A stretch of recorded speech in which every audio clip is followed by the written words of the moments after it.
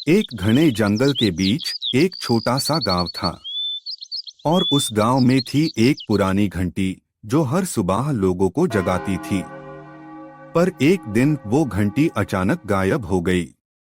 लोग परेशान हो गए और सोचने लगे, हे भगवान, ये क्या अनर्थ हो गया। सुबह की शांति टूटी और फिर शुरू हुआ एक रोमांचक सफर घंटी को ढूंढने का।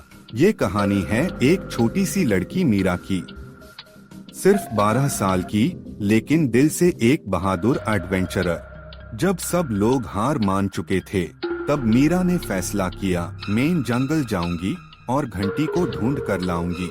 जब मीरा जंगल पहुंची तो उसने देखा, जंगल में हर तरफ अंधेरा था।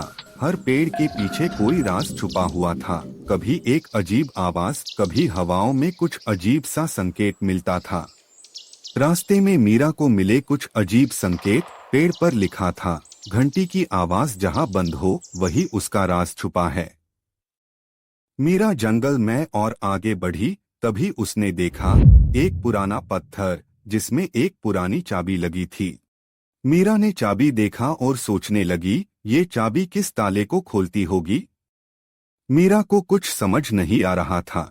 जब मीरा और आगे बढ़ी तो उसने देखा एक पुरानी हवेली जो कि जंगल के बीच में थी। मीरा ने देखा हवेली का दरवाजा बंद था और ताले में एक चाबी लगती थी। मीरा सोचने लगी, क्या ये वही चाबी है।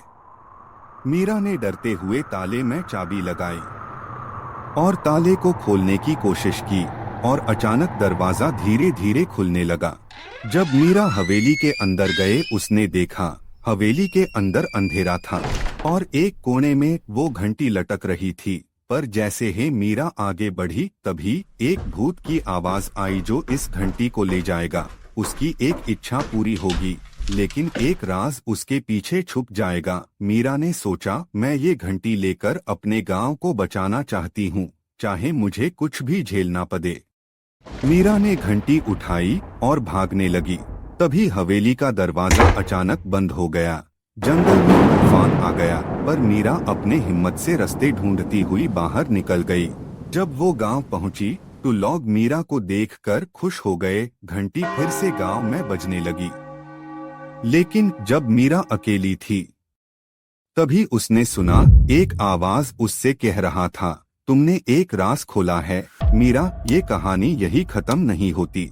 तो क्या मीरा ने जंगल के राज को पूरी तरह समझा, या ये सिर्फ एक शुरुआत थी।